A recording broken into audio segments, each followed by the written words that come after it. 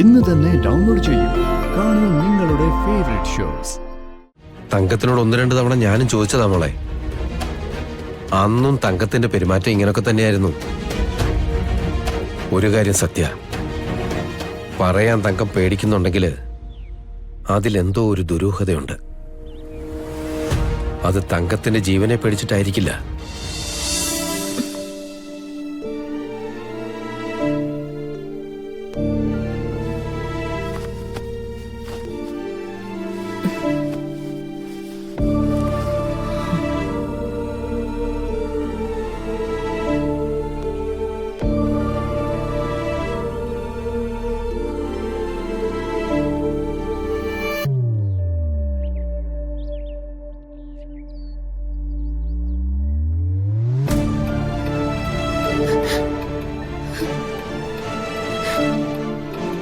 മോളെ, നീ കാറിലാണോ വന്നേ? അല്ല, കാറ് പോണ ശബ്ദം കേട്ടോണ്ട് ചോദിച്ചതാ.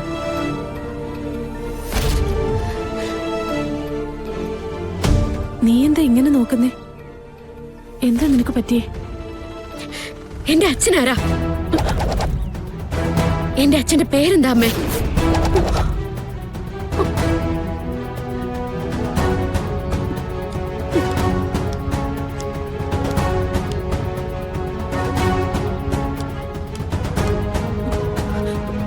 ഇതെന്താ നീ ഇപ്പൊ ഇങ്ങനൊക്കെ ചോദിക്കുന്നേ?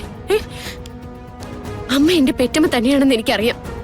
അമ്മയെ വിഷമിപ്പിക്കേണ്ടെന്ന് കരുതി അച്ഛനെ കുറിച്ച് ഞാൻ ഇതുവരെ ഒന്നും ചോദിച്ചിട്ടുമില്ല. പക്ഷെ ഇപ്പൊ എനിക്ക് അറിഞ്ഞേ പറ്റൂ. ആരാ അത്?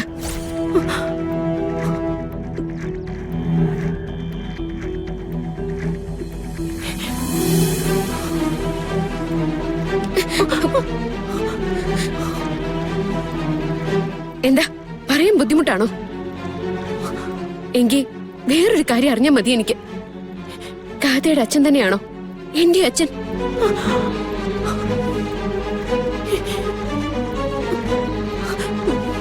ആരാ നിന്നോട് ഇതൊക്കെ പറഞ്ഞു തന്നത്? ആരാ നിന്നെ കൊണ്ട് ഇതൊക്കെ ചോദിപ്പിക്കുന്നത്? ഗോപാലനാണോ? എന്നെ കൊണ്ട് ആരും ചോദിപ്പിക്കുന്നതല്ല.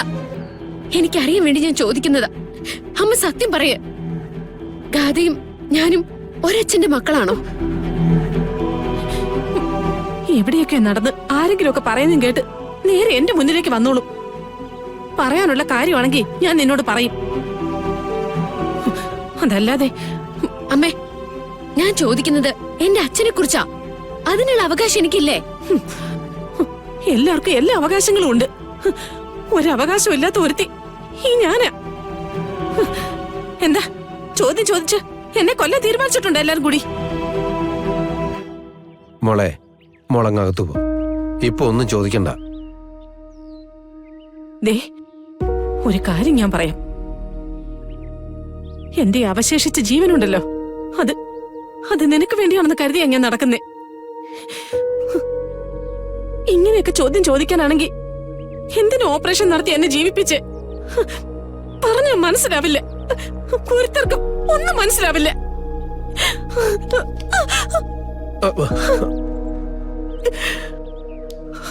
തങ്കം,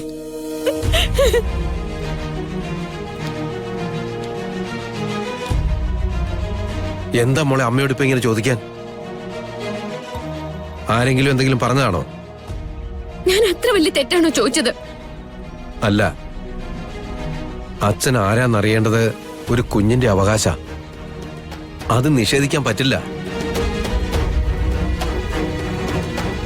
തങ്കത്തിനോട് ഒന്ന് രണ്ട് തവണ ഞാനും ചോദിച്ചതാ മോളെ. അന്നും തങ്കത്തിന്റെ പെരുമാറ്റം ഇങ്ങനൊക്കെ തന്നെയായിരുന്നു.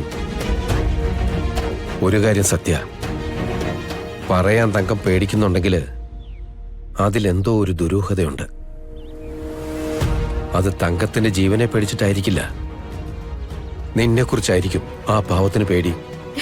ഗോപാലമാമ, മോളിനി ഒന്നും ചോദിക്കണ്ട. അമ്മയ്ക്ക് പറയാൻ ഇഷ്ടമുള്ളപ്പോ മോളോട് പറയട്ടെ. എന്താ?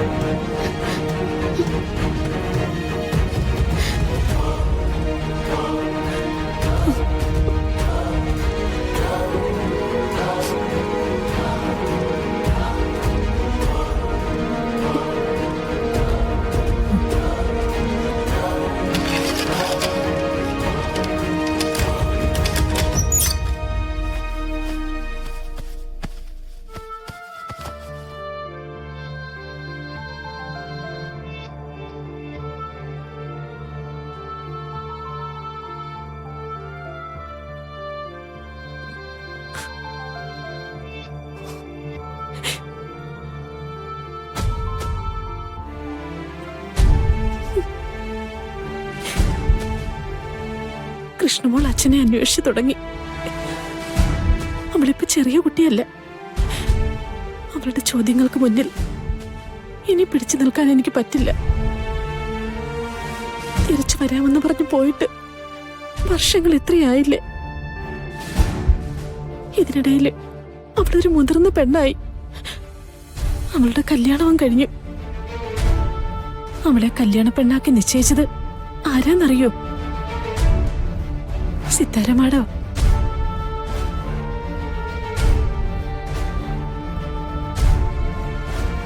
എന്നിട്ടിപ്പോ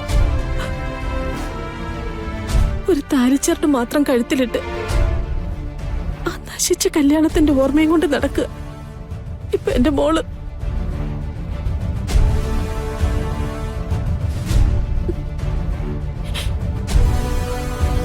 വിധി എന്നെ എങ്ങനെയൊക്കെ പരീക്ഷിക്കുന്നെന്ന് മനസ്സിലാവുന്നുണ്ടോ? ഞാൻ എന്താ ചെയ്യേണ്ടത്?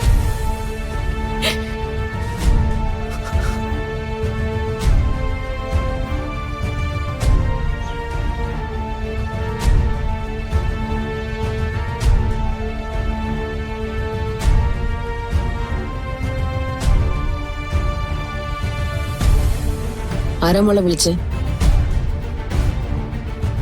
നവീനായിരുന്നല്ലേ? മോളെന്താ സംസാരിക്കാതിരുന്നത്? എനിക്ക് തോന്നിയില്ല. സ്ഥിരമായിട്ട് നവീനുമായിട്ട് പിണങ്ങിയിരിക്കാനാണോ ഉദ്ദേശം? കളരിക്കലെ നാഗശാപത്തിന്റെ കഥ അറിഞ്ഞപ്പോ ഈ ബന്ധത്തിൽ നിന്ന് പിന്മാറാൻ ഞാൻ പലവട്ടം മോളോട് പറഞ്ഞതാ. പക്ഷെ മോൾ അതിന് തയ്യാറായില്ല. നവീന്റെ കൂടെ ജീവിക്കണമെന്ന് നീ വാശി പിടിച്ചു. നിന്റെ മനസ്സില് നവീനോടുള്ള സ്നേഹം എത്ര ആഴത്തിലുള്ളതാണെന്ന് മനസ്സിലാക്കിയ നിനക്ക് വേണ്ടി മമ്മി ഇതൊക്കെ ചെയ്തു തന്നത്. എന്തൊക്കെ കഴിഞ്ഞു മോളെ, എത്ര റിസ്ക് എടുത്തു. ഒരിടത്തും കേട്ടുകേൾവി പോലും ഇല്ലാത്ത പോലെ നിനക്ക് വേണ്ടി വേറെ ആളെ അയച്ചു. അവരെ കൊണ്ട് നാഗശാപം തീർക്കാനുള്ള കർമ്മങ്ങൾ ചെയ്യിച്ചു. അതൊക്കെ ഇതിനു വേണ്ടിട്ടായിരുന്നോ? മമ്മി, നമ്മൾ സ്ത്രീകൾക്ക് ഒരു കുഴപ്പമുണ്ട്. ഒരു ചെറിയ പിണക്കം മനസ്സിൽ വീണ് കഴിഞ്ഞാൽ നമ്മളത് ചിന്തിച്ചും പറഞ്ഞുമൊക്കെ വളർത്തി വലുതാക്കും. പക്ഷെ ആ സമയത്തും ആണുങ്ങൾ ക്ഷമയോടെ നമ്മളോട് സംസാരിക്കാനായിട്ട് ശ്രമിക്കും.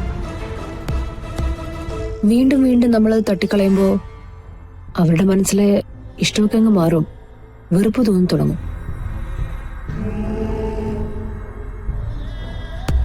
നവീന്റെ മനസ്സില് നിന്നോട് വെറുപ്പ് തോന്നി തുടങ്ങിയ അവിടെ ചിലപ്പോ വേറെ ഏതെങ്കിലും പെൺകുട്ടി സ്ഥാനം പിടിക്കും.